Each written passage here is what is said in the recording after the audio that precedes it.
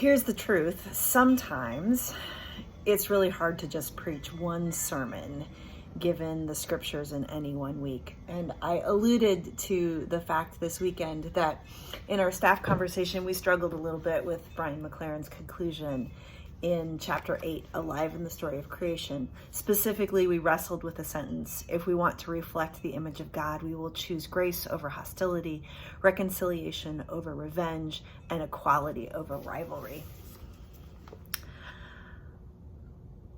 That is a particularly complicated sentence, I think, in our society right now, in part because of the pandemic of racism that we are encountering, the sort of call to repent that we are encountering, particularly as white people.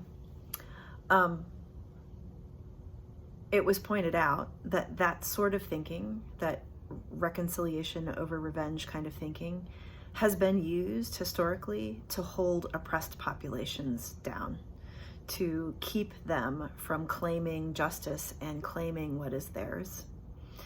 And I think that McLaren certainly didn't intend to create that tension, but reading the book almost 7 years after it was originally written, or maybe even longer than that, I think that we risk glossing over the complication of that reality. And so I invite you this week to think thoughtfully about what it means to see God in the other, but also to let people claim blessings that have been withheld from them by societal rules. I'd say not just a thought, not a sermon, but I think it might be a sermonette. And I suspect I'll come back to it later this week. I hope you're well.